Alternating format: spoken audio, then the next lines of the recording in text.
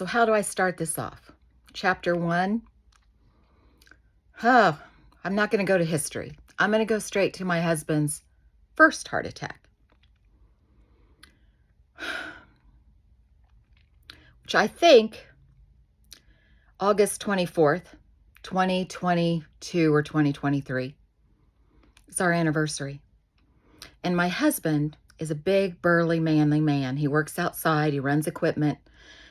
And I call him my Neanderthal. He's got a huge head. He'd worked that day. And he came in.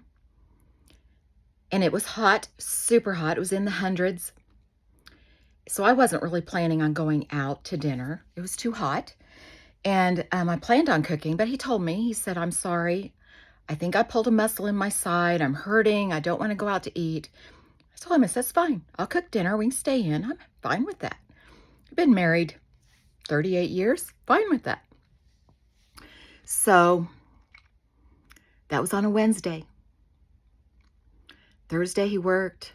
Friday he worked. Saturday he did not work. He did not feel well. Sunday he looked terrible.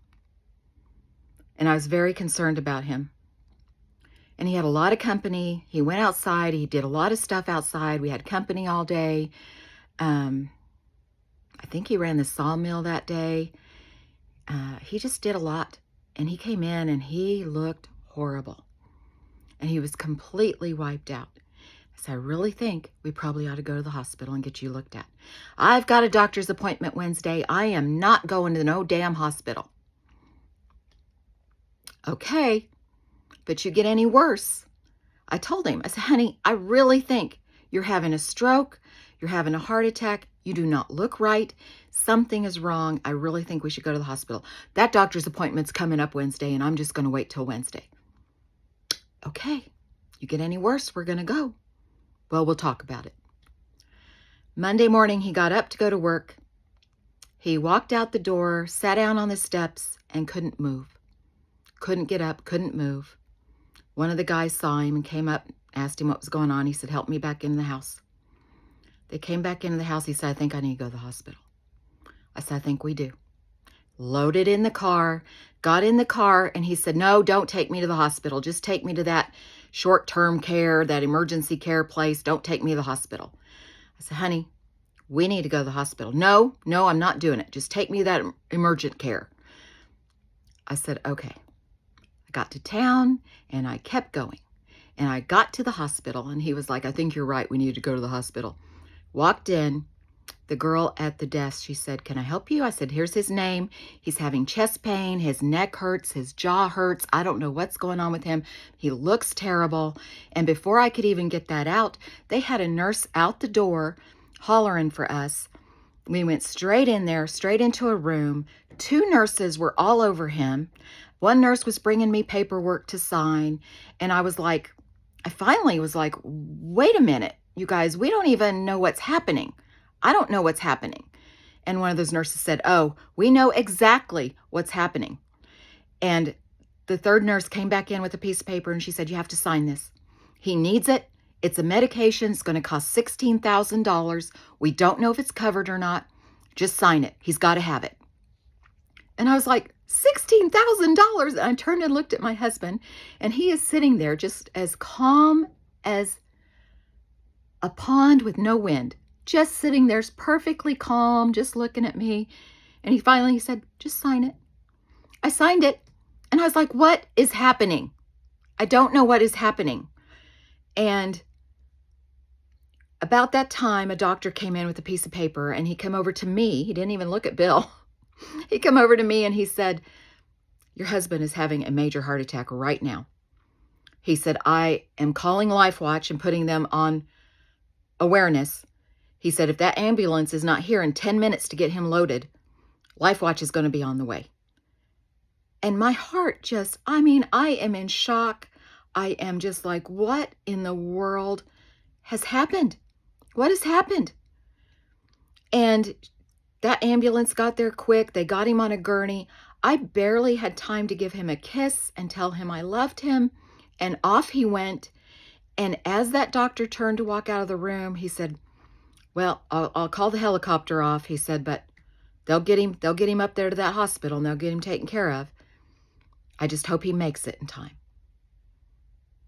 My legs went out from under me, y'all. I didn't even know what to say. I didn't even know if I could move.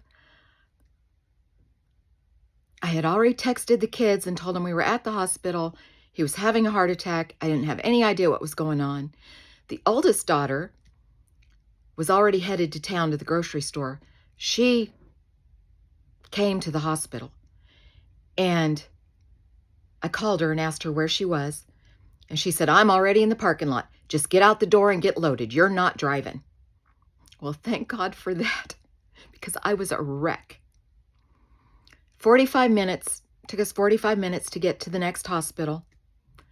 And the ambulance is at the door, and we walk into the ER, and I tell the girl at the desk, my husband was just brought in. He was having a heart attack. This is his name. Can you tell me where he is? And she's looking through everything, and she said, we don't have anybody here by that name. I wanted to crumble into pieces, y'all. I thought he was laying out in the ambulance and passed away. And the security guard saw the look on my face. He was reading my mind. Thank God for him. He come around the corner and he said, honey, I know exactly where your husband is. Just come with me. And the nurse said, what? And he said, I've got her. So our daughter and I followed him down to a waiting room. And he told us, he said, he's already in surgery. They've already got him in. He's going to be okay. Just sit here and they'll come out and let you know what's happening. Y'all, your life changes so fast. In just minutes, your life can change so fast. He had to have 2 stents. The surgeon came out and he was very, very nice. He wanted to know who he was talking to. I'm much younger than my husband. And he was floored that I was his wife. I didn't care. Just tell me how my husband is.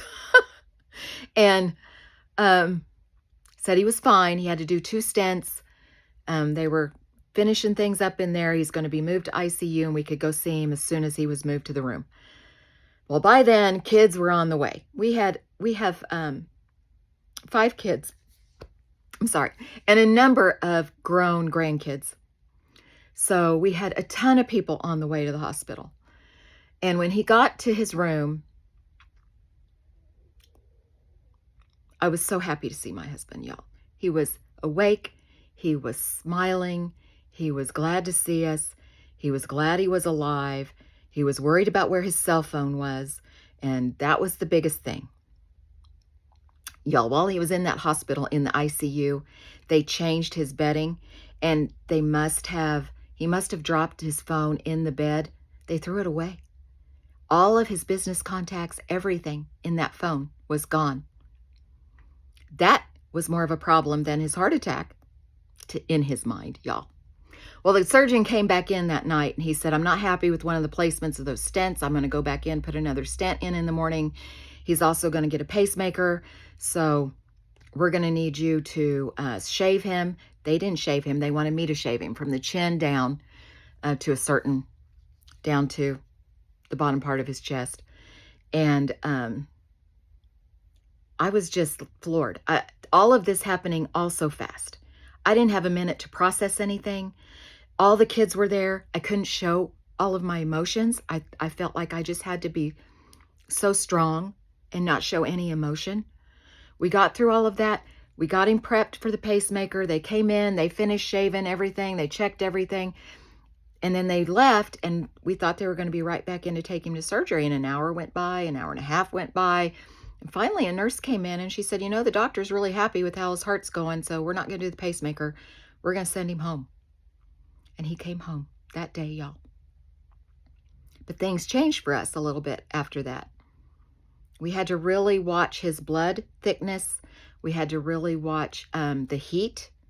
He got dehydrated, and his blood was thick and plugged up his heart, y'all, in just a short period of time. But he started having that heart attack Wednesday afternoon, the side pain. Side pain radiated to back pain, radiated to the front, eventually radiated up the neck and the jaw. And when the neck and the jaw are hurting, y'all, it's a heart attack. Get your butt to a hospital. Don't argue with your wife. Don't argue with your husband. Go. And women, if you're having chest or back pain that is not going away, get your butt to the hospital. That saved my husband's life the first time. So much more to come, y'all. Thanks for listening. As a caregiver, I just got to tell you, the amount of emotion you go through is unbelievable. They're experiencing it. You're feeling everything through the lens of love and worry and concern and questions and so much uncertainty. And it's hard. It is hard. But we find a way to get the strength and get through it. And I look for the benefits, the positives in the situation. We got him taken care of. And that's what was important. And he's back. He's good. He should have a long, long life. Should.